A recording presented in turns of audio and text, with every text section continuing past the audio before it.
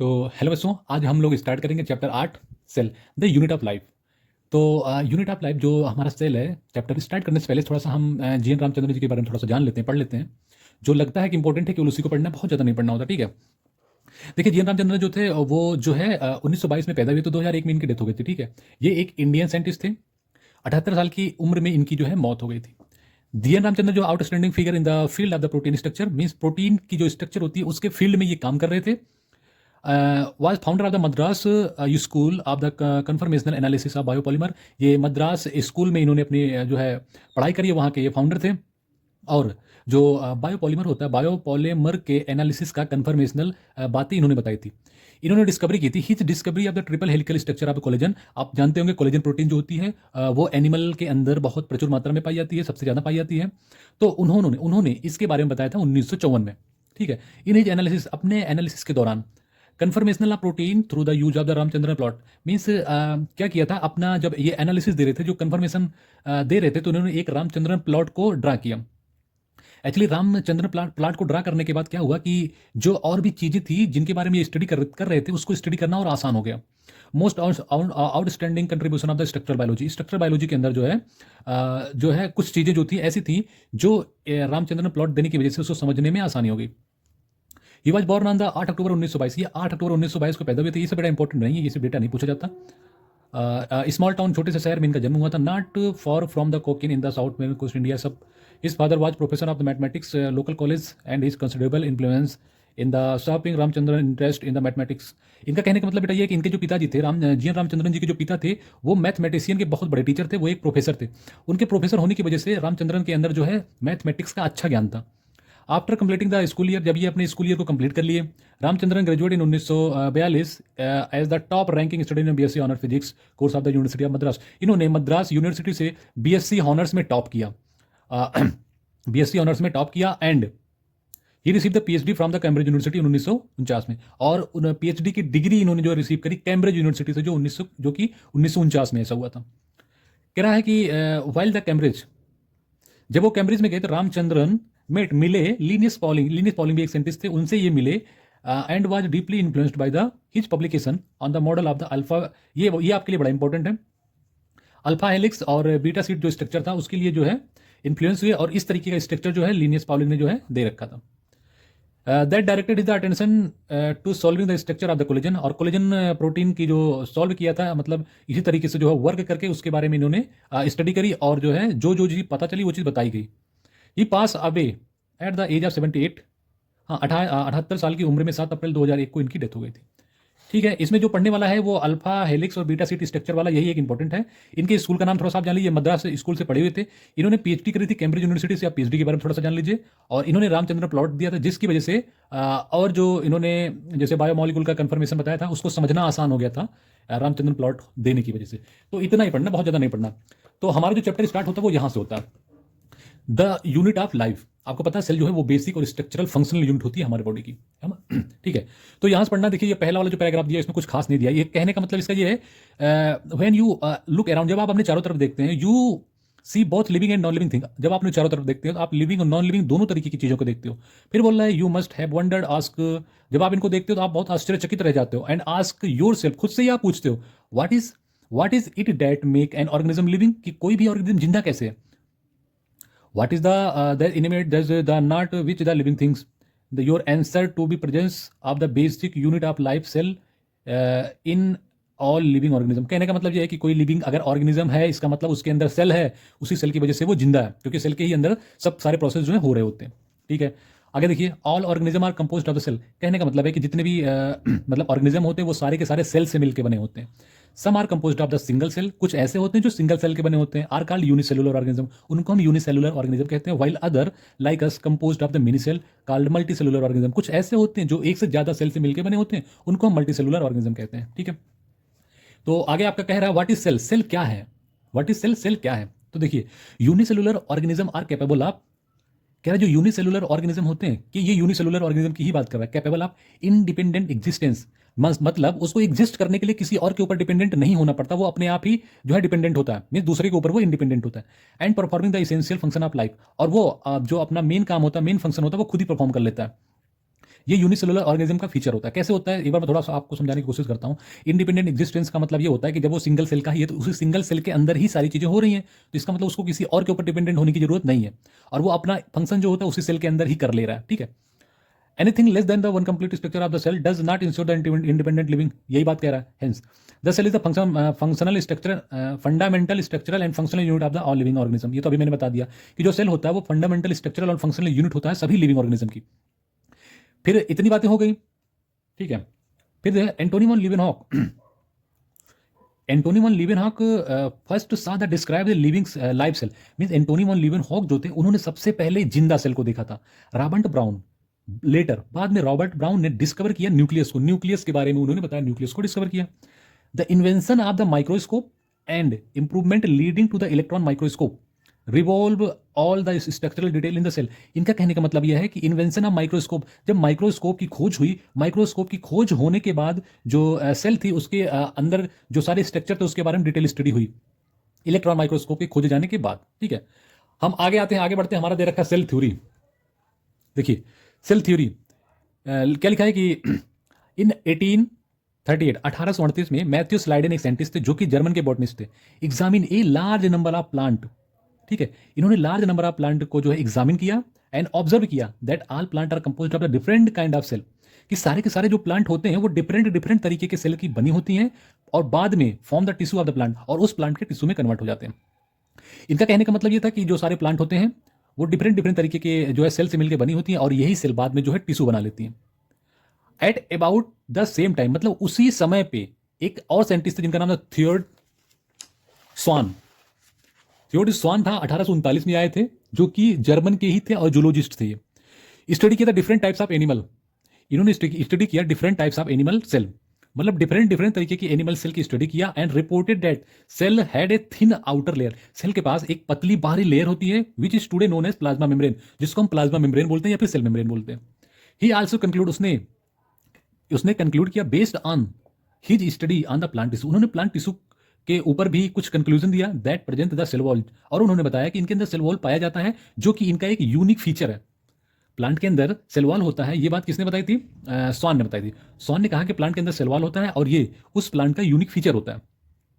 ठीक है, कह रहा on the basis of Schwann purpose, जो स्वान थे उनके पर्पज के हिसाब से, हाइपोथेसिस के हिसाब से क्या था, कल्पना किया था that the body of animal and plant are composed of cell and product of cell. इन्होंने स्वान के जो है कल्पना किया इन्होंने, और उन्होंने बताया कि जो एनिमल और प्लांट दोनों ही होते हैं, दोनों जो होते हैं सेल से कंपोज्ड होते हैं और उसके प्रोडक्ट से बने होते हैं। लेकिन ये ऐसी बात नहीं बता पाए कि जो सेल से बने होते हैं वो सेल आई कहां से। देखिए Schleiden and Schwann together formulated the cell theory, दोनों ने मिलकर सेल थ्योरी को बनाया, सेल थ्योरी को दिया। This theory however did not explain as to how new cell were form, लेकिन ये थ्योरी ये नहीं बता पाई कि जो नई सेल है वो कहां से आ रही है, कैसे बनी है। ठीक है, फिर आ गए आपके रोडोल्फ वर्काउ जो 1855 में आए थे। फर्स्ट एग्जामिन, एक्सप्लेन किया, सबसे पहले इन्होंने एक्सप्लेन किया that cell divided into the new cell में डिवाइड होती है and form from the pre existing cell called ओमनी सेलुला ई सेलुला, एक लैटिन वर्ड है। जैसे स्लाइडेन और स्वान जो थे उन्होंने ये तो बता दिया कि जितने एनिमल और जितने प्लांट होते हैं वो सारे के सारे जो होते हैं सेल से मिलकर बने होते हैं और उनके प्रोडक्ट से मिलकर बने होते हैं। लेकिन ये बात नहीं बता पाया कि वो जो सेल जिससे मिलकर वो बने वो सेल आई कहां से है। फिर उसके बाद जो है रोडोल्फ वर्काउ है 1855 में, उन्होंने बताया कि जो सेल आई है वो ना वो अपनी प्री एग्जिस्टिंग सेल से आई है और उसको इन्होंने ओमनी सेलुला ई सेलुला नाम दे दिया। ही मॉडिफाइड द हाइपोथेसिस, और स्लाइडेन एंड स्वान, उन्होंने स्लाइडेन और स्वान के जो हाइपोथेसिस थे उसको मॉडिफाइड किया। मॉडिफाइड करने के बाद एक फाइनल शेप दे दिया। Cell theory understood. आज हम सेल थ्योरी को किस तरीके से पढ़ते हैं, देखिए लिखा है all living organism are composed of the cell, जितने भी लिविंग ऑर्गेनिज्म होते हैं वो सेल से कंपोज्ड होते हैं और उसके प्रोडक्ट से बने होते हैं। यही बात इन्होंने बताई थी, लेकिन इन्होंने ये एक्स्ट्रा चीज बता दी कि all cell arises from the pre existing cell, सारे के सारे सेल जो होते हैं वो प्री एग्जिस्टिंग सेल से अराइज होते हैं। ठीक है, अपनी पूर्ववर्ती कोशिका से अराइज होती है। ठीक है, आप किसी भी सेल को जब हम एग्जामिन करते हैं तो कैसे करते हैं, देखिए कि an overview of the cell, overview of the cell, हम किसी सेल को बढ़िया से देखते हैं। कैसे देखते हैं? You have earlier observe cell in the onion piece, हमने प्याज का छिलका लिया या फिर ह्यूमन चीक्स लिया, सेल लिया अंडर द माइक्रोस्कोप, हमने माइक्रोस्कोप में के अंडर में सब काम किया। Let us recall their structure, हमने स्ट्रक्चर देखा। Onion cell which is typically plant cell, जो ओनियन सेल है वो टिपिकली प्लांट सेल है। As the distinct cell wall, जिसकी जो बहुत ही क्लियर सेल वॉल है वो दिखाई दे रही है एज द आउटर बाउंड्री, उसके आउटर बाउंड्री पे। And just between the cell is the cell membrane, cell के जस्ट अंदर सेल की मेम्ब्रेन है। ऐसा इन्होंने बताया। इन्होंने बोला कि जब उन्होंने ओनियन प्याज का छिलका लिया तो उसको जब उन्होंने माइक्रोस्कोप के अंदर देखा तो माइक्रोस्कोप के अंदर देखने के बाद क्या हुआ, उन्होंने बोला कि इसके अंदर ये एक प्लांट सेल है, पहली बात प्लांट की सेल है, और इसके अंदर बहुत ही क्लियर सेल वॉल दिखाई पड़ रही है जो उसके आउटर बाउंड्री पे प्रेजेंट है, और सबसे अंदर की तरफ जो है सेल मेम्ब्रेन भी है। The cell of the human cheeks, जब ह्यूमन चिक्स की सेल ली गई, have outer membrane is delimiting structure of the cell, जो आउटर मेम्ब्रेन है वो delimiting structure of the cell है। इनसाइड ईच सेल्स, मतलब इनसाइड ईच प्रत्येक सेल के अंदर एक डेंस मेम्ब्रेन बाउंड स्ट्रक्चर होता है जिसको न्यूक्लियस बोलते हैं, चाहे वो जो है एनिमल सेल हो चाहे प्लांट सेल हो, उन सभी के अंदर एक डेंस मेम्ब्रेन का स्ट्रक्चर होता है जिसको न्यूक्लियस बोलते हैं। This nucleus contain the chromosome, अब ये न्यूक्लियस जो होता है क्रोमोजोम को कंटेन करता है, जो कि which is turn on the genetic material DNA, जो जेनेटिक मटेरियल में टर्न होता है जिसको डीएनए बोलते हैं। फिर क्या बोल रहा है कि cell that have the membrane bound nuclei are called eukaryotic cell, एक ऐसा सेल जिसके पास मेम्ब्रेन बाउंड न्यूक्लियाई पाई जाती है उसको हम यूकैरियोटिक सेल बोलते हैं। Where the cell that lack the membrane bound nuclei उसको हम प्रोकैरियोटिक सेल बोलते हैं। इन बोथ प्रोकैरियोटिक और यूकैरियोटिक सेल एक सेमी फ्लूइड मैट्रिक्स जिसको हम साइटोप्लाज्म बोलते हैं, चाहे वो प्लांट सेल चाहे वो प्रोकैरियोटिक सेल हो चाहे यूकैरियोटिक सेल हो, उन दोनों ही सेल में एक सेमी फ्लूइड मैट्रिक्स होता है जिसको हम साइटोप्लाज्म बोलते हैं, जो ऑक्यूपाई करती है वॉल्यूम ऑफ द सेल, जो सेल के वॉल्यूम को ऑक्यूपाई करती है। The cytoplasm is the main arena of the cellular activity, ये क्वेश्चन आ चुका है कि जो साइटोप्लाज्म होता है वो सेलुलर एक्टिविटी का मेन एरियाना है, किसमें, प्लांट और एनिमल दोनों में ही। Variation of chemical reaction, chemical reaction का मतलब मेटाबॉलिज्म से है, occurs into keep the cell in the living state, इसी मेटाबॉलिज्म की वजह से जो सेल है वो जिंदा है, ठीक है। और देखिए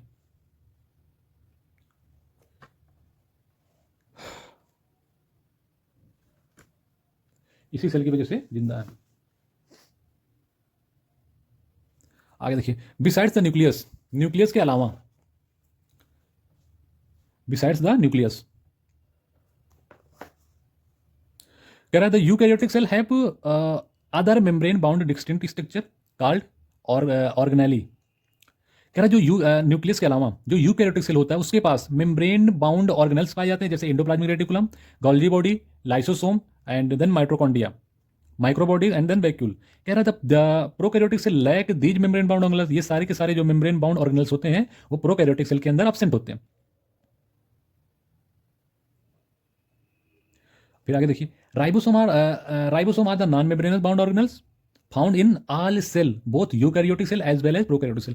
राइबोसोम जो होता है वो नॉन मेम्ब्रेनस बाउंड ऑर्गेनल्स होता है जो प्रोकैरियोट और यूकैरियोट दोनों में ही पाया जाता है विद इन द सेल, ठीक है। Ribosome are found not only in the cytoplasm, कह रहा है राइबोसोम केवल साइटोप्लाज्म में नहीं पाया जाता but also with in the two organelles, chloroplast in plant, plant में जो क्लोरोप्लास्ट होता है उसके अंदर भी होता है राइबोसोम, और माइटोकॉन्ड्रिया एंड एंडोप्लाज्मिक रेटिकुलम जो एनिमल के अंदर होता है उसके अंदर भी पाया जाता है, ठीक है। एनिमल सेल देखिए, animal cell contain the another non membranous, जो एनिमल सेल होता है उसके पास एक अलग भी नॉन मेम्ब्रेनस बाउंड ऑर्गेनल्स होता है जिसको हम बोलते हैं centrosome, which help in the cell division. आपने पढ़ा होगा सेल डिवीजन, आगे चैप्टर आएगा, सेल डिवीजन में जो है हेल्प करता है सेंट्रोसोम, स्पिंडल फाइबर को बनाने में हेल्प करता है, और स्पिंडल फाइबर बनने की वजह से ही सेल का डिवीजन होता है, बिना स्पिंडल फाइबर के सेल का डिवीजन नहीं हो सकता, पॉसिबल नहीं है। कह रहा है cell differ greatly in size, जो सेल होती है वो साइज में अलग होती है, शेप में अलग होती है, एक्टिविटी अलग होती है, ठीक है। The cell differ greatly in size, shape and activity. For example mycoplasma जो होता है द स्मॉलेस्ट सेल होता है are only 0.3 micrometre in length, while in bacteria could be 3 to 5 micrometre. हाँ ये दिया है वाइल इन बैक्टीरिया, जबकि टिपिकल बैक्टीरिया की जो साइज होती है वो 1 से 2 माइक्रोमीटर होती है। अगर आपसे केवल कहता है केवल बैक्टीरिया का साइज बताइए तो 3 से 5 माइक्रोमीटर होती है। The largest isolated single cell इसका एग ऑफ ऑस्ट्रिच, मीन जो ऑस्ट्रिच होता है वो लार्जेस्ट आइसोलेटेड सिंगल सेल होता है, उसका नाम होता है ostrich. Among the multicellular organism human red blood cell जो होता है उसका जो डायमीटर होता है 7 माइक्रोमीटर डायमीटर होता है। Nerve cell are in some of the longest cell होती है। सेल आल्सो वेरी करती ग्रेटली इन देयर शेप, जो सेल होती है उनके शेप में बहुत वेरी करती है, दे में भी, क्योंकि ये सेल जो होती है डिस्क लाइक हो सकती है, पॉलीगोनल हो सकती है, कॉलमनर हो सकती है, क्यूबोइडल हो सकती है, थ्रेड लाइक हो सकती है, इवन इनरेगुलर भी हो सकती है। कह रहा है जो शेप ऑफ द सेल होता है, जो सेल का जो शेप होता है, साइज की बात नहीं कर रहा, शेप की बात कर रहा है, the shape of the cell होता है में वेरी करता है within the function they perform. जो फंक्शन जब ये परफॉर्म करते हैं उनका जो फंक्शन होता है उसमें जो वेरिएशन होता है वो सेफ की वजह से आता है, सेफ ना कि साइज। ये बहुत इंपॉर्टेंट क्वेश्चन है आपके लिए। हाँ इतना जब आपने देख लिया तो आपके लिए ये भी इंपॉर्टेंट है कि ये फिगर जो है इस फिगर को आपको पहचानना है कि कौन सा फिगर क्या है। देखिए जैसे आपको दिख रहा है ये रेड ब्लड सेल है, रेड ब्लड सेल राउंड, इसका जो शेप होता है ये आपको याद होना चाहिए, राउंड और बारीक कॉनकेव होता है। ये जो है व्हाइट ब्लड सेल होता है, ये अमीबॉइड होता है। ये कॉलमनर एपिथेलियम होता है, देख लीजिए। इसकी सबसे अच्छी पहचान है कि इसकी जो न्यूक्लियस है इसके बेस पे होते हैं। लॉन्ग और नैरो इसका शेप होता है। ये नर्व सेल होता है, ब्रांच होता है और लॉन्ग होता है, लॉन्गेस्ट तो होता है, ध्यान दीजिएगा, ब्रांचिंग भी होती है इसमें। ये एक ट्रैकिड से जो इलॉन्गेटेड शेप का होता है, ये मीजोफिल सेल है। मीजोफिल में राउंड और ओवल होता है, इस तरीके का सवाल भी आ चुका है, राउंड और ओवल शेप का होता है। तो इतना हमने पढ़ा। हम जो है प्रोकैरियोटिक सेल के बारे में पढ़ेंगे। प्रोकैरियोटिक सेल जनरली जो मोनेरा वाले सारे मेंबर होते हैं वो सारे के सारे प्रोकैरियोटिक सेल होती हैं, ठीक है। देखिए प्रोकैरियोटिक सेल के बारे में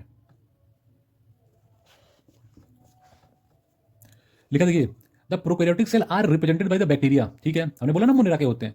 जो prokaryotic cell are represented by bacteria, blue green algae, mycoplasma, PPLO. PPLO का नाम दे रखा है, प्लूरोन्यूमोनिया लाइक ऑर्गेनिज्म। मींस ये जो है न्यूमोनिया कुछ कुछ जो स्ट्रक्चर होता है कुछ ऐसे होते हैं। आपको पता है पीपीएलओ को हम जोकर ऑफ प्लांट किंगडम बोलते हैं, क्योंकि ये अपना शेप जो है चेंज कर सकता है। They are generally smaller, generally ये बहुत ही छोटे होते हैं, मल्टीप्लाई करते हैं मोर रैपिडली। आपको पता है बैक्टीरिया जो है जो भी बैक्टीरियाज होते हैं जो है 20 मिनट में जो है बहुत तेजी के साथ डिवाइड करते हैं, जिसमें से वो 18 मिनट में बाइनरी फिजन करते हैं, 2 मिनट में रेप्लिकेशन कर लेते हैं। इसलिए इनका जो डिवीजन रेट होता है बहुत ज़्यादा होता है और ये छोटे होते हैं, देख लीजिए। जनरली स्मॉलर होते हैं एंड मल्टीप्लाई मोर रैपिडली, बहुत ही तेजी के साथ मल्टीप्लाई करते हैं then the eukaryotic cell, eukaryotic cell के कंपेरिजन में। कह रहा है they may vary greatly in shape and size, ये अपने शेप और साइज में जो है वेरी करती हैं। The four basic shape of the bacteria are, bacteria के 4 बेसिक शेप होते हैं। बैक्टीरिया के जो है 4 बेसिक शेप होते हैं। जैसे वैसिलस जो है रॉड शेप की बैक्टीरिया को बोलते हैं, कोकस जो होती है स्फेरिकल शेप की बैक्टीरिया को बोलते हैं, विब्रियो जो होती है कॉमा शेप की बैक्टीरिया को बोलते हैं, और स्पाइरुलम जो होती है स्पाइरल नाम की बैक्टीरिया को बोलते हैं। मींस स्पाइरल जो होता है, स्पाइरुलम जो होता है उसका जो शेप होता है स्पाइरल होता है, ठीक है। फिर आगे देखिए लिखा है the organisation of the prokaryotic cell is the fundamental similar. Organisation of the prokaryotic cell का जो ऑर्गेनाइजेशन होता है फंडामेंटली सिमिलर होता है even through the prokaryotic exhibit a wide variety of shape and function. कहने का मतलब इसका जो ऑर्गेनाइजेशन होता है ना प्रोकैरियोटिक सेल का फंडामेंटली सिमिलर होता है even through the prokaryotic, prokaryotes में ही फंडामेंटली सिमिलर होता है। उनके जो सारे क्योंकि देखिए उनके अंदर जो है एक ही कंपार्टमेंट के अंदर सब कुछ होता है, इसलिए उनके सारे फंक्शन जो होते हैं वो सिमिलर होते हैं। Wide variety of shape and function कह रहा है ऑल प्रोकैरियोट हैव। देखिए क्या क्या जो सिमिलरिटी डिसिमिलरिटी आपको देखने को मिलेंगी वो देखिएगा।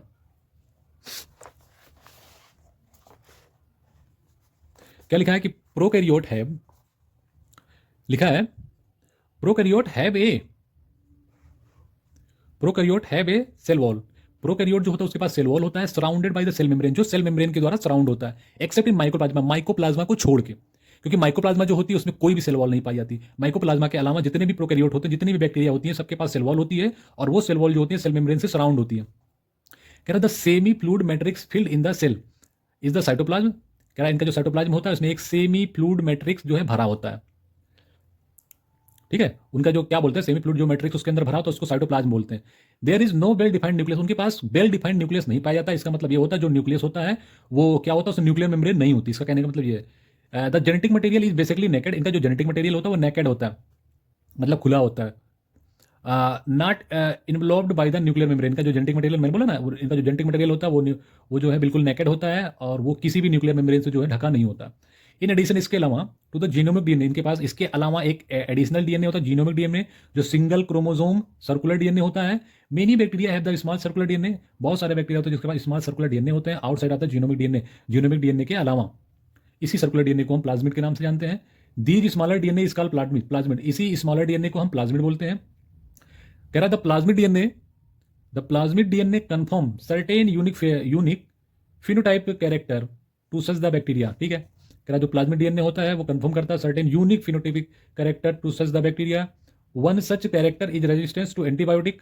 इसके बारे में जो है प्लाज्मिड डीएनए के बारे में जब आप बायोटेक पढ़ेंगे, बायोटेक्नोलॉजी के अंदर बहुत बढ़िया बेहतरीन तरीके से जो प्लाज्मिड डीएनए को दिया है, जब किसी का हम रिकॉम्बिनेशन बनाते हैं, रिकॉम्बिनेंट डीएनए बनाते हैं, तो वहाँ पे हम प्लाज्मिड डीएनए का यूज करते हैं, वहाँ पे इसको पढ़ना है।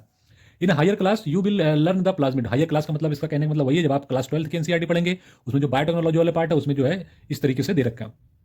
DNA use the monitoring the bacteria transformation with in the foreign DNA, ये वही बात कह रहा है कि डीएनए को क्या करते हैं मॉनिटर करते हैं bacteria transformation with in the foreign DNA. Means क्या करते हैं किसी फॉरेन डीएनए को किसी प्लाज्मिड डीएनए के अंदर जोड़ के उसका जो है रेप्लिकेशन करा के उसको हम मॉनिटरिंग कर लेते हैं किसी दूसरे के अंदर ट्रांसफर करके। इसका कहने का मतलब ये nuclear membrane is found in eukaryotic cell, जो न्यूक्लियर मेम्ब्रेन होता है यूकैरियोटिक सेल में पाया जाता है। Means no organelles like the one in the eukaryotic cell, no organelles like the ones in the eukaryotic cell. कह रहा है यूकैरियोटिक सेल के अंदर जो जो मतलब सेल ऑर्गेनल्स पाए जाते हैं वो प्रोकैरियोटिक सेल के अंदर नहीं पाए जाते। कहने का मतलब नो ऑर्गेनल्स, कोई भी ऑर्गेनल्स ऐसा नहीं है लाइक यूकैरियोटिक सेल, जो यूकैरियोटिक सेल के अंदर पाया जाता है और found in the prokaryotic cell, वो प्रोकैरियोटिक सेल में नहीं पाया जाता एक्सेप्ट राइबोसोम, राइबोसोम को छोड़ के, क्योंकि राइबोसोम एक ऐसा ऑर्गेनल्स है जो यूकैरियोट प्रोकैरियोट दोनों में ही पाया जाता है। Prokaryote have something the unique in form of inclusion body. Prokaryote के पास एक यूनिक चीज होती है जिसको हम इंक्लूजन बॉडी बोलते हैं। इंक्लूजन केवल प्रोकैरियोट्स में जो है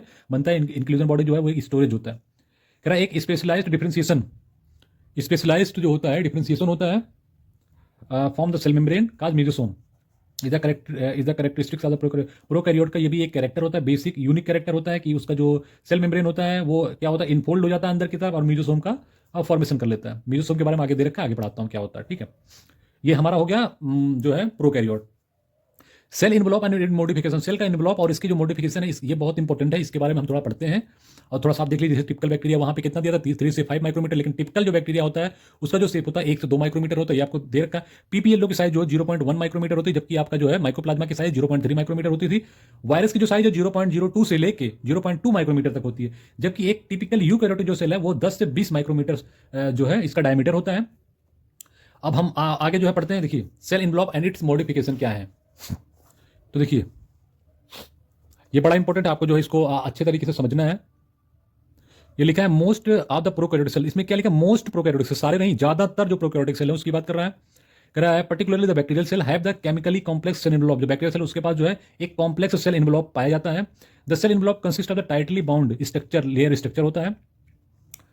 कह रहा है जो सेल एनवेलप होता है ना वो consist of the tightly bound 3 layered structure पाया जाता है उसके पास।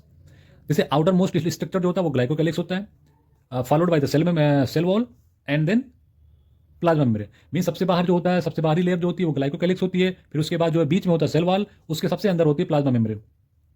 Although each layer of the envelope perform the distinct function, mean जितने भी ईच लेयर हैं, तीनों जो लेयर हमने बताया है वो सारे अपना अलग अलग जो है फंक्शन करते हैं। They act together single protective unit, लेकिन तीनों एक साथ मिलकर प्रोटेक्शन का काम करती हैं। Bacteria can be classify into 2 group, bacteria को हम 2 ग्रुप में क्लासीफाई करते हैं on the basis of their difference in the cell enveloped. उनके सेल इन्वलॉप का डिफरेंस के बेस पे बैक्टीरिया को जो है हम 2 भागों में क्लासीफाई करते हैं। And the manner is which they response to the staining produced develop by the Gram, Gram नाम के एक साइंटिस्ट थे, उन्होंने बैक्टीरिया को स्टेन किया। बैक्टीरिया को स्टेन करने के बाद उन्होंने 2 तरीके की बैक्टीरिया बताई, एक ग्राम पॉजिटिव बैक्टीरिया, एक ग्राम नेगेटिव बैक्टीरिया। एक ऐसा बैक्टीरिया जहां पे स्टेन जो रिटेंटेट रह गया, स्टेन बैक्टीरिया के ऊपर अगर रह गया तो ऐसे बैक्टीरिया को उन्होंने ग्राम पॉजिटिव बैक्टीरिया बोल दिया। लेकिन डू नॉट, लेकिन जहां पे स्टेन नहीं रहा उसको ग्राम नेगेटिव बैक्टीरिया बोल दिया गया। ग्राम नेगेटिव बैक्टीरिया जो है ऐसी बैक्टीरिया होती हैं जो पैथोजेनिक होती हैं, जो है डिजीज काज करती है, वो ग्राम नेगेटिव बैक्टीरिया ही होती है। ग्राम पॉजिटिव बैक्टीरिया जो होती हैं जैसे हमारे ह्यूमन वेलफेयर में यूज होती है वो ग्राम पॉजिटिव बैक्टीरिया होती हैं। अब आगे हम लोग देखते हैं ग्लाइकोकैलिक्स, जो हमने सबसे बाहरी लेयर पढ़ा था ना, जो सेल इन्वलॉप होता है प्रोकैरियोट्स के अंदर, जो सबसे बाहरी वाला लेयर होता है उसको बोलते हैं ग्लाइकोकैलिक्स। ग्लाइकोकैलिक्स जो होता है वो क्या होता है, डिफर होता है in the composition and thickness among the different bacteria. Mean different तरीके के बैक्टीरिया में जो ग्लाइकोकैलिक्स का कंपोजिशन होता है उसकी जो थिकनेस होती है वो अलग अलग होती है, क्योंकि आपको पता है कि बैक्टीरिया जो होते हैं वो कॉस्मोप्लाइडन होते हैं, और कॉस्मोप्लाइडन का मतलब कहीं भी बैक्टीरिया पाए जाते हैं। क्या पता बैक्टीरिया जमीन के अंदर पाया जाता हो तो उसके अंदर स्ट्रक्चर कुछ और होगा, क्या पता बैक्टीरिया हॉट वाटर स्प्रिंग में पाया जाता हो तो स्ट्रक्चर कुछ और होगा, क्या पता एयर में पाया जा रहा तो उसके अंदर जो स्ट्रक्चर कुछ और होगा। इस तरीके से अलग अलग होता है। It could be loose sheath, इसके पास लूज शीथ हो सकती है जिसको हम स्लाइम लेयर बोलते हैं। In some while the other it may be thick and tough, कुछ अदर होते हैं जिसके बाद थिक और टफ होता है जिसको हम कैप्सूल बोलते हैं। मीन्स अगर लूज शीथ है तो उसको हम स्लाइम लेयर बोलेंगे, लेकिन थिक और टफ है, अगर मोटा है और तगड़ा है तो उसको हम कैप्सूल बोलते हैं। ठीक है, the cell wall determine the shape of the, जो ये सेल वॉल होता है वो क्या करता है कि डिटरमाइन करता है, सेल वॉल जो है determine the shape of the cell, cell के शेप को डिटरमाइन करता है एंड प्रोवाइड करता है strong structural support to prevent the bacteria from the bursting and collapsing. बहुत इंपॉर्टेंट वर्क है यहाँ पे सेल वॉल का। जो सेल वॉल है वो डिटरमाइन करता है shape of the cell, bacteria की जो सेल होती है उसकी जो शेप होती है उसको सेल वॉल डिटरमाइन करता है, उसको बनाए रखता है एंड प्रोवाइड करता है स्ट्रॉन्ग स्ट्रक्चरल सपोर्ट, और उसको जो है स्ट्रक्चरल जो सपोर्ट होता है उसको स्ट्रॉन्ग बनाता है ताकि उस बैक्टीरिया को कोलैप्स करने पे, मतलब जो सिकुड़ जाती है, सिकुड़ने से बचा पाए, ब्रस्टिंग फटने से बचाए, मीन्स कुल मिला के उस बैक्टीरिया को जो है बचाने का काम करती है। कह रहा था plasma membrane, the plasma membrane is selectively permeable होता है इन नेचर, जो प्लाज्मा मेम्ब्रेन होता है वो नेचर में सिलेक्टिवली परमिएबल होता है and interest with in the outside of the world, interact, और वो जो है आउटसाइड ऑफ वर्ल्ड से इंटरेक्ट करती है, ठीक है। सिलेक्टिवली परमिएबल होती है, मीन्स कोई भी जो है ऐसा नहीं है कि कोई बेकार चीज़ है उसको भी जो है वो अंदर चली जाएगी, तो ऐसा नहीं होता। तो इसीलिए प्लाज्मा मेम्ब्रेन जो है सिलेक्टिवली परमिएबल होता है, ताकि बाहर से कोई भी चीज़ आ रही है, अगर out side of the world बाहर से अगर कोई भी चीज़ आ रही है, अगर वो लेने लायक है तभी वो इसको लेगी, नहीं तो वो उसको रिजेक्ट कर देगी। This membrane is similar structure two of the eukaryote. अब ये जो प्लाज्मा मेम्ब्रेन की बात हम कर रहे हैं, ये प्रोकैरियोट में भी प्लाज्मा मेम्ब्रेन जो होती है यूकैरियोट के प्लाज्मा मेम्ब्रेन से काफी हद तक सिमिलर होती है। बस फर्क इतना होता है कि जो प्लाज्मा मेम्ब्रेन होती है यूकैरियोट में, उसके अंदर जो है कोलेस्ट्रॉल वगैरह भी आ जाता है, बाकी उसके अलावा लगभग लगभग सारी चीजें सेम ही होती हैं। इसका कहने का यही मतलब है। फिर आगे बात करता है ये कि ए स्पेशल मेम्ब्रेन स्ट्रक्चर जिसका नाम होता है मीजोसोम। क्या होता है कि प्रोकैरियोट्स के अंदर एक स्पेशल मेम्ब्रेन स्ट्रक्चर होता है जिसको मीजोसोम बोलते हैं, which is form by the extension of the plasma membrane into the host cell, into the cell. Extension जो प्लाज्मा मेम्ब्रेन का एक्सटेंशन होता है सेल के अंदर, उसी के एक्सटेंशन होने से जो है मीजोसोम बना होता है इनफोल्ड होके। दीज एक्सटेंशन आर फॉर्म, अब ये जो एक्सटेंशन होता है फॉर्म वेसाइकल बना सकती है, जो वेसल्स की तरह होती है, ट्यूब्यूल की तरह होती है, ट्यूब्यूल बनाती है। लामिना मीन्स जैसे थैलेकॉइड वगैरह होता है अपने क्लोरोप्लास्ट का, वैसे होता है, वैसे बना लेता है। आगे देखिए, अब ये करता क्या है, दे हेल्प इन, ये मीजोसोम की बात कर रहा है। अब ये मीजोसोम क्या कर रहा है, they help in cell wall formation. अब ये हेल्प कर रहा है सेल वॉल के फॉर्मेशन में, हेल्प कर रहा है। देखिए सेल वॉल फॉर्मेशन में हेल्प कर रहा है, डीएनए रेप्लिकेशन में हेल्प कर रहा है, and distribution to daughter cell. DNA का रेप्लिकेट करा रहा है और एक जगह से दूसरी जगह जो है डिस्ट्रीब्यूट करा रहा है, डॉटर सेल में जा रहा है, भेज रहा है। ये मीजोसोम करा रहा है।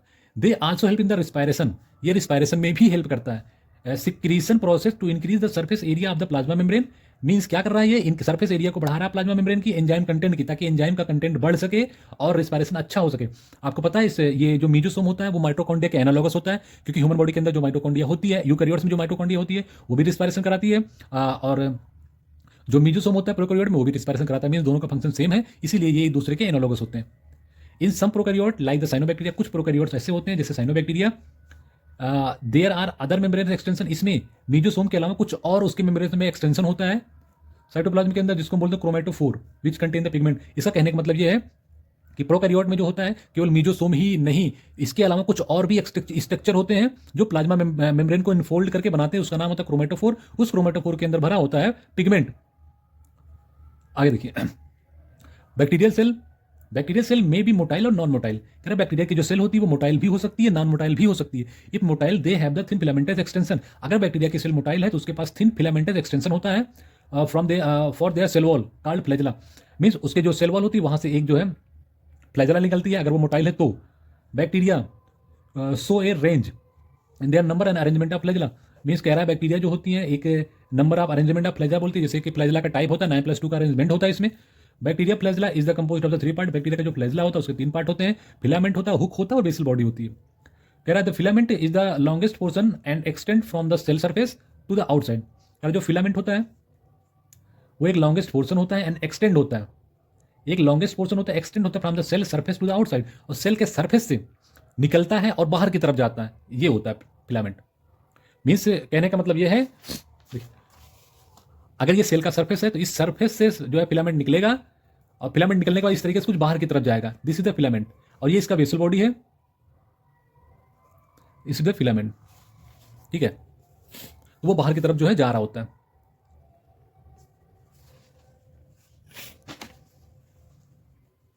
बिसाइड्स फ्लैजेला के अलावा pili and fimbriae are also surface structure.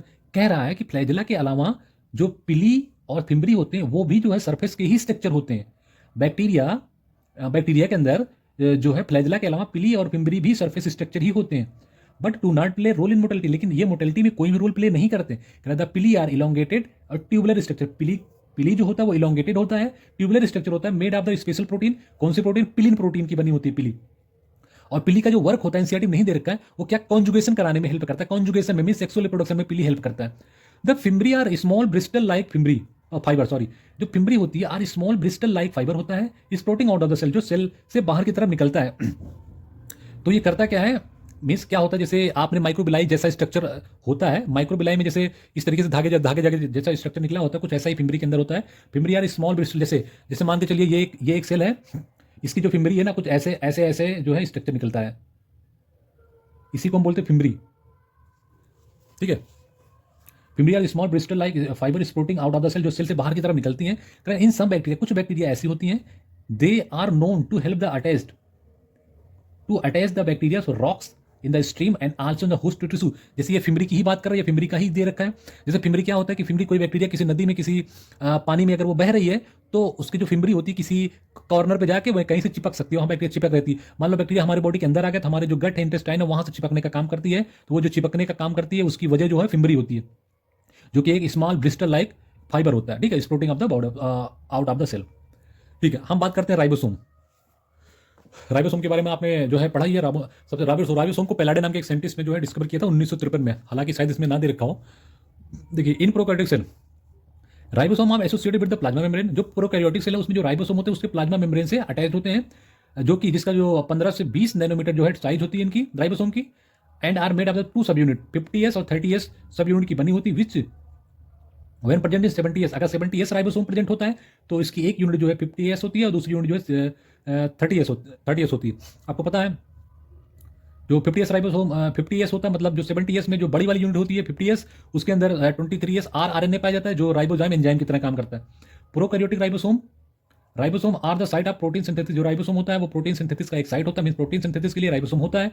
Several ribosome may attach to a single mRNA. कुछ राइबोसोम ऐसे होते हैं जो एक सिंगल एमआरएनए के ऊपर जाके अटैच हो जाते हैं और फॉर्म करते हैं, एक चेन बना लेते हैं, जिसको हम पॉली राइबोसोम बोलते हैं या पॉलीसोम बोलते हैं। मींस कुछ ऐसा इस तरीके से एक एमआरएनए होता है, इसमें जो है कुछ राइबोसोम जो है जाके अटैच होते हैं, तो ये एक पॉलीसोम नाम का स्ट्रक्चर हो जाता है। पॉलीसोम या पॉली राइबोसोम बोलते हैं। अब क्या होता है कि आपको पता है कि जैसे कोई सेल है, अगर प्रोकैरियोटिक सेल है, ये मान लिया प्रोकैरियोटिक सेल, इसमें जो राइबोसोम है इसके सेल मेम्ब्रेन से इस तरीके से चिपके होते हैं राइबोसोम, जबकि यूकैरियोट में ऐसा नहीं होता।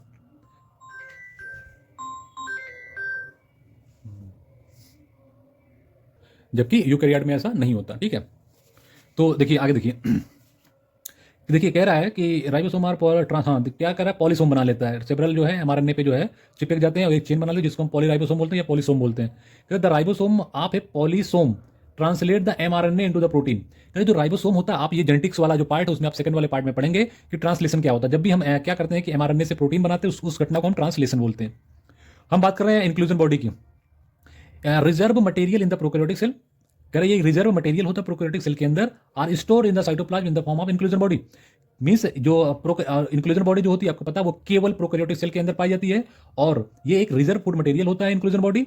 These are not bounded any membrane. Means prokaryote cell के अंदर इंक्लूजन बॉडी भी ऐसी बॉडी होती है जिसके ऊपर कोई भी मेम्ब्रेन नहीं होती, विदाउट मेम्ब्रेन होती है, जैसे राइबोसोम होता है, ठीक है। कह रहा है membrane found in the cytoplasm free. जब कोई मेम्ब्रेन नहीं होता साइटोप्लाज्म के अंदर, ये फ्रीली जो है पाया जाता है। अगर ये फास्फेट को एब्जॉर्ब करता है, इसको फास्फेट ग्रेन्यूल बोलते हैं। अगर स्टार्च को एब्जॉर्ब करता है तो साइनोफाइजिन ग्रेन्यूल बोलते हैं। अगर ग्लाइकोजन को स्टोर करता है तो ग्लाइकोजन ग्रेन्यूल बोलते हैं। Gas vacuole are found in the blue, green and purple and green sulphur bacteria. Means gas vacuole एक ऐसा वैक्यूल होता है जो केवल प्रोकैरियोटिक सेल प्रोकैरियोट में ही पाया जाता है। जैसे यूकैरियोट में गैस वैक्यूल नहीं पाया जाता, क्योंकि यूकैरियोट जो होता है उसमें उसके अंदर जो है जो वैक्यूल होते हैं, बड़े बड़े लार्ज सेंट्रल वैक्यूल पाए जाते हैं, जो 90% वॉल्यूम अकेले कंज्यूम कर लेते हैं। लेकिन इनके अंदर उस तरीके का नहीं होता, ये गैस वैक्यूल होता है। ये केवल फीचर है ब्लू ग्रीन एल्गी, मतलब प्रोटिस्टा का ही फीचर है। जैसे आप ब्लू ग्रीन एल्गी होती है, इसमें फोटो सिस्टम फर्स्ट और फोटो सिस्टम सेकंड, आपने फोटोसिंथेसिस पढ़ा होगा, फोटो सिस्टम फर्स्ट और सेकंड दोनों ही पाया जाता है, इसलिए ये ऑक्सीजन को रिलीज करती है ब्लू ग्रीन एल्गी। जबकि ग्रीन सल्फर जो बैक्टीरिया होता है, पर्पल ग्रीन सल्फर बैक्टीरिया जो होती है फोटोसिंथेटिक, वो सल्फर को रिलीज करती है, क्योंकि इसके अंदर जो है फोटो सिस्टम फर्स्ट ही केवल पाया जाता है, इस वजह से ऐसा होता है। या फिर आप ये भी कह सकते हैं कि जो ग्रीन हमारा ब्लू ग्रीन एल्गी होती है वो वाटर को एब्जॉर्ब करके ऑक्सीजन निकालती है, जबकि ये हाइड्रोजन सल्फाइड को एब्जॉर्ब करती है और जो है सल्फर को जो है निकालती है। आप ऐसा भी कह सकते हैं। ये हमें दे रखा है यूकैरियोटिक सेल। यूकैरियोटिक सेल के बारे में हम थोड़ा सा देख लेते हैं, पढ़ लेते हैं, उसके बाद जो है देखते हैं अगले लेक्चर में। तो जल्दी जल्दी हम पढ़ते हैं यूकैरियोटिक सेल के बारे में। देखिए, the eukaryotic cell include all protista. देखिए जो यूकैरियोटिक सेल होती है उसमें इंक्लूड होते हैं प्रोटिस्टा, प्लांटी, एनिमलिया, फंजाई। जिसमें से प्रोटिस्टा जो होता है वो यूनिसेलुलर यूकैरियोट होता है, जबकि प्लांटी, एनिमलिया और फंजाई जो होती है वो मल्टीसेलुलर यूकैरियोट होता है। In eukaryotic cell, there is extensive compartmentalization of the cytoplasm through the presence of the membrane bound organelles। देखिए कहने का मतलब क्या है, ध्यान से समझिएगा। इसका कहने का मतलब ये है कि जब आप यूकैरियोट और प्रोकैरियोट देखते हैं तो यूकैरियोट के अंदर आपको पता है मेम्ब्रेन बाउंड ऑर्गेनल्स पाए जाते हैं। मैंने मान लिया ये एक मेरा यूकैरियोटिक सेल है, देखिए इसके अंदर मान लो जो है माइटोकॉन्ड्रिया पाया जा रहा है, मान लो क्लोरोप्लास्ट पाया जाता है, न्यूक्लियस पाया जा रहा है, ठीक है। अब ये सारे के सारे मेम्ब्रेन बाउंड ऑर्गेनल्स होते हैं। अगर मेम्ब्रेन बाउंड ऑर्गेनल्स होते हैं तो अगर इसके पास कंपार्टमेंट नहीं पाया जाएगा तो ये एक दूसरे से टकरा सकते हैं। टकराने की वजह से क्या होगा, तो ये एक दूसरे को जो है अफेक्ट कर सकते हैं। अफेक्ट करने की वजह से कि हर इन सबका जो अपना अपना फंक्शन होता है, वो फंक्शन जो है डिस्टर्बेंस हो सकती है। इसीलिए इन सबका जो है अलग अलग तरीके से कंपार्टमेंट जो है बना होता है। इसीलिए इसने एनसीईआरटी लिखा है extensive compartmentalisation of the cytoplasm. इसलिए अलग अलग तरीके से कंपार्टमेंट, जबकि प्रोकैरियोट में ऐसा कुछ भी नहीं होता। प्रोकैरियोट में एक सिंगल सेल होती है, उसी सेल के अंदर सब कुछ होता रहता है। फिर क्या बात कर रहा है ये membrane organise. Eukaryotic cell possess the organised nucleus. उसके पास एक वेल ऑर्गेनाइज्ड न्यूक्लियस होती है विद न्यूक्लियर एनवेलप, क्योंकि न्यूक्लियर उसके पास न्यूक्लियर मेम्ब्रेन भी होती है। In addition eukaryotic cell have a variety of the complex locomotory and cytoskeletal structure. का जो यूकैरियोटिक सेल होती है उसके पास डिफरेंट डिफरेंट वैरायटी की जो लोकोमोटरी ऑर्गन होती है, या फिर लोकोमोशन के लिए लोकोमोटरी ऑर्गन्स पाई जाती है, और कुछ साइटोस्केलेटल स्ट्रक्चर होते हैं जो लोकोमोशन में हेल्प करती हैं। The genetic material is organised into chromosomes. जैसे आप प्रोकैरियोट में पढ़े तो प्रोकैरियोट में केवल एक ही क्रोमोसोम होता है, जबकि इनका जो यूकैरियोट होता है उनका जेनेटिक मटेरियल होता है वो ऑर्गेनाइज्ड होते हैं इनटू क्रोमोसोम। इसीलिए देखिए प्रोनाउंसिएशन इसका जो है अगर पढ़ेंगे ईएस लगा प्लूरल, मतलब एक से ज्यादा क्रोमोसोम होते हैं इसके पास। All eukaryotic cell are not identical. सारे के सारे जो यूकैरियोटिक सेल होते हैं वो आइडेंटिकल नहीं होते, सब अलग अलग होते हैं। Plant and animal cell are different होते हैं as the former possess the cell wall. कहना प्लांट और एनिमल जो होते हैं वो एक दूसरे से जो है अलग होते हैं। इसीलिए बोला सारे के सारे यूकैरियोटिक सेल जो है आइडेंटिकल नहीं होते। कैसे अलग होते हैं देखिए, क्या the process of cell wall plastid and large central vacuole which is absent in animal. Means कहने का मतलब है सेल वॉल जो होता है प्लास्टिड होती है और लार्ज सेंट्रल वैक्यूल होता है, वो एनिमल सेल के अंदर नहीं पाया जाता, मींस केवल प्लांट के अंदर पाया जाता है।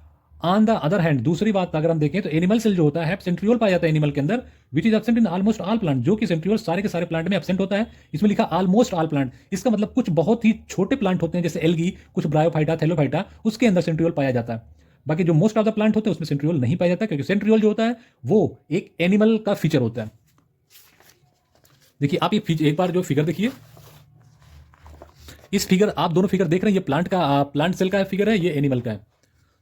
तो इसमें क्या करेंगे, इसमें आपको केवल दोनों में डिफरेंस जैसे देखिए लार्ज सेंट्रल वैक्यूल प्लांट का फीचर था, जिसके अंदर देखिए लार्ज सेंट्रल वैक्यूल पाया जा रहा है, इसके अंदर सेल वॉल पाया जाता है, जबकि इसके अंदर नहीं होता।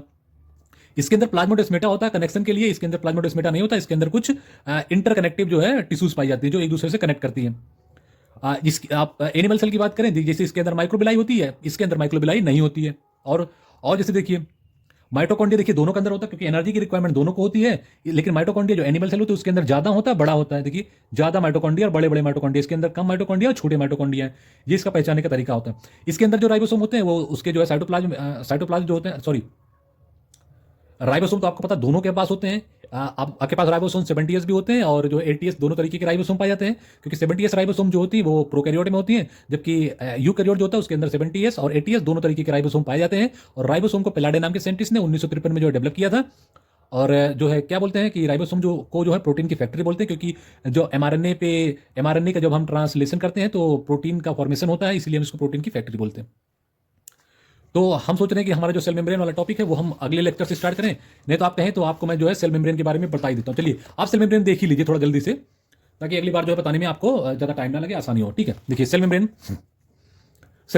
देखिए सेल में क्या लिखा था, detail structure of the membrane was studies only after the advent, मतलब आविष्कार of the electron microscope in the 1950 में। 1950 में एक साइंटिस्ट थे एनसीईआरटी नहीं दिया, जिसका नाम था नॉल और रुस्का। नॉल और रुस्का नाम के दो साइंटिस्ट ने 1950 में इलेक्ट्रॉन माइक्रोस्कोप का जो है डिस्कवर किया, आविष्कार किया। उसके आविष्कार करने के बाद जो सेल है, सेल मेम्ब्रेन है, उसकी हम डिटेल में स्टडी जो है कर पाए, तभी वो संभव हो पाया। Meanwhile, chemical study on the cell meanwhile chemical study on the cell membrane की हमने केमिकल स्टडी करी, specially in the human red blood cell. Means हमने ह्यूमन का जो आरबीसी है उसको लिया, उस पर हमने स्टडी की। क्यों उसी को लिया? क्योंकि ब्लड जो है आसानी से कहीं भी पिंच करके आप निकाल सकते हो, जल्दी उसकी सेल मिल जाती है। Enable the scientist to deduce the possible structure of plasma membrane. तो मतलब क्या किया कि जो साइंटिस्ट थे तो आरबीसी की जो मतलब सेल थी उसको लिया और जो है एक पॉसिबल स्ट्रक्चर जो बन सकता था प्लाज्मा मेम्ब्रेन का वो बनाया, और बताया क्या बताया, these structure so that the cell membrane is mainly composed of the lipid and protein. इन्होंने बोला कि जो सेल मेम्ब्रेन होती है वो मेनली लिपिड और प्रोटीन से मिलकर बनी होती है। जो सेल मेम्ब्रेन होती है वो मेनली लिपिड और प्रोटीन से मिलकर बनी होती है। कह रहा है मेजर लिपिड और फास्फोलिपिड। कह रहा जो मेजर लिपिड होती है वो फास्फोलिपिड होती है। माइनर लिपिड कौन सी होती है? कोलेस्ट्रॉल होती है। फास्फोलिपिड आपने बायोमोलिक्यूल में पढ़ रखा, लिसाइथिन इज द फास्फोलिपिड, उसको हम बोलते हैं major lipid. Major lipid are the phospholipid that are arrange in a bilayer, जो बाइलेयर के फॉर्म में अरेंज होता है सेल मेम्ब्रेन के अंदर। Also the lipid are arrange within the membrane, lipid जो होती है अरेंज होती है विद इन द मेम्ब्रेन के अंदर with the polar head toward the outside, जिसमें से जो हेड होता है वो बाहर की तरफ होता है, एंड हाइड्रोफोबिक टेल होती है, उसकी टेल जो होती है वो हाइड्रोफोबिक होती है टुवर्ड द इनर पार्ट की तरफ होता है। देखिए कुछ ऐसे, मैं आपको ये स्ट्रक्चर दिखाता हूं। जैसे देखिए, मान लीजिए ये आपका जो है सेल मेम्ब्रेन है, तो क्या होता है, इसका जो बाहर की तरफ होता है वो हेड होता है, जो हाइड्रोफिलिक होता है, पोलर होता है। अंदर की तरफ जो होती है इसकी टेल होती है, इस तरीके से।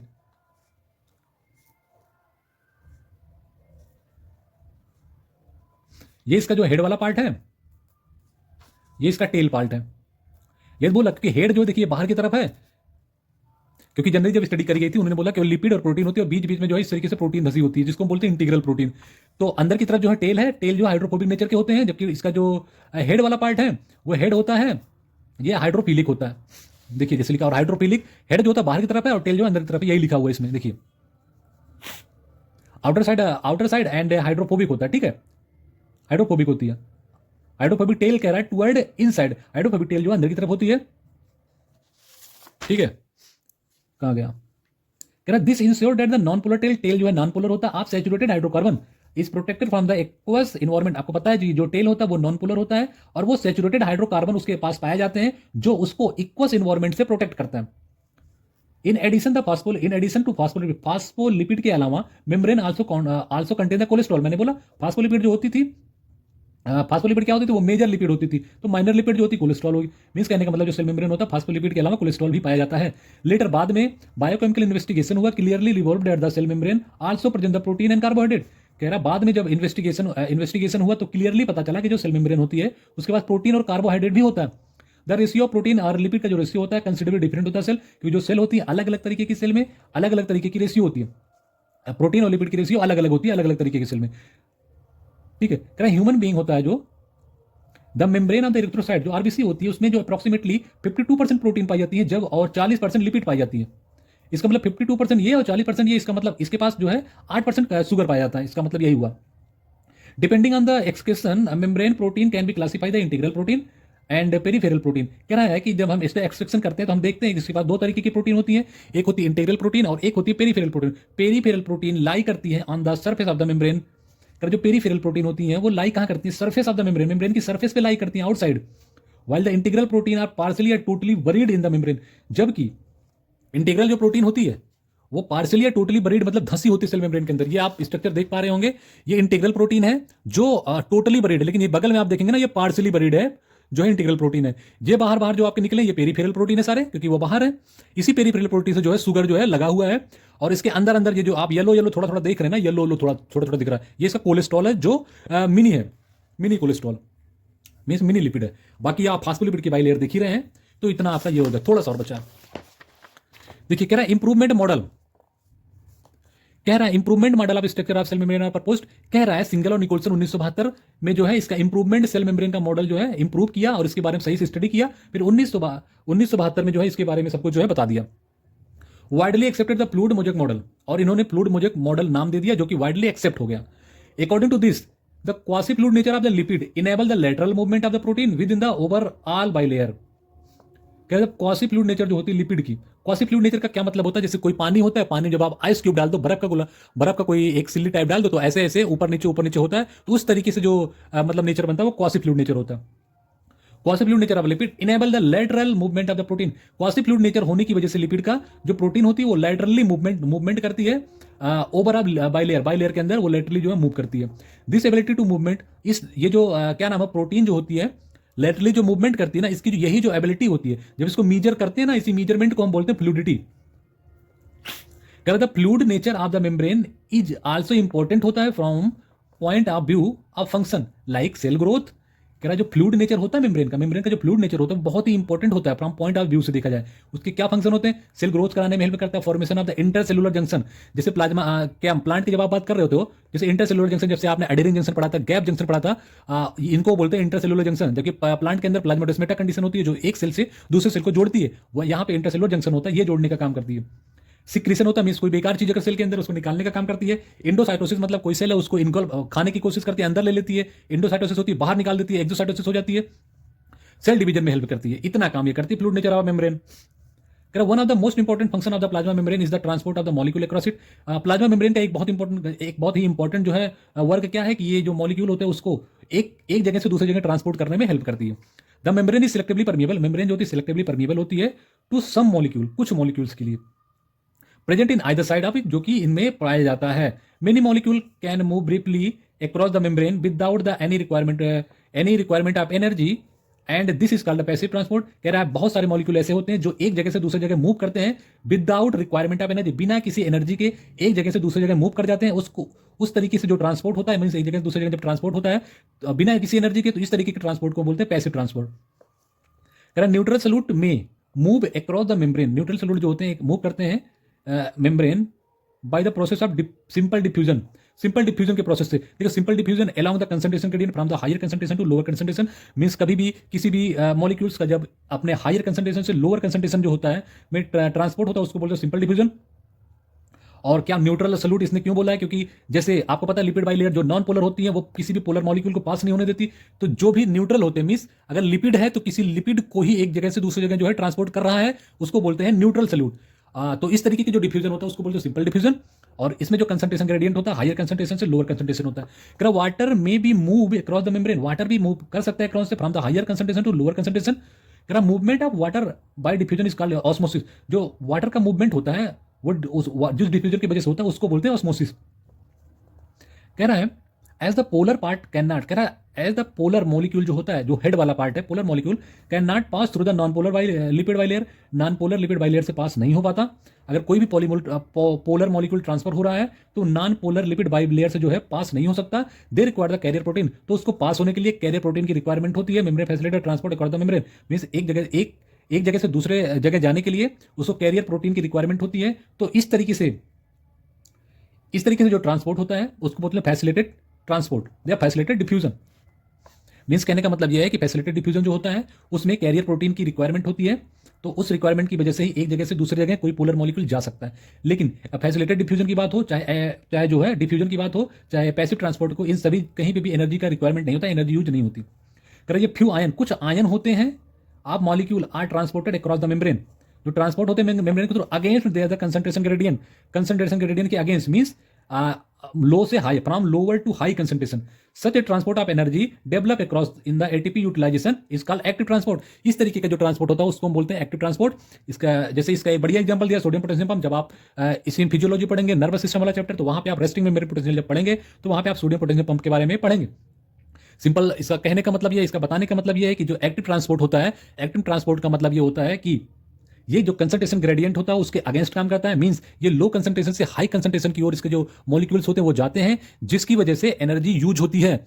एनर्जी के यूज होने की वजह से ही इसको हम बोलते हैं ये एक एक्टिव ट्रांसपोर्ट है, एनर्जी कंज्यूमिंग प्रोसेस है। सोडियम पोटेशियम पंप इसका एक बढ़िया एग्जाम्पल है।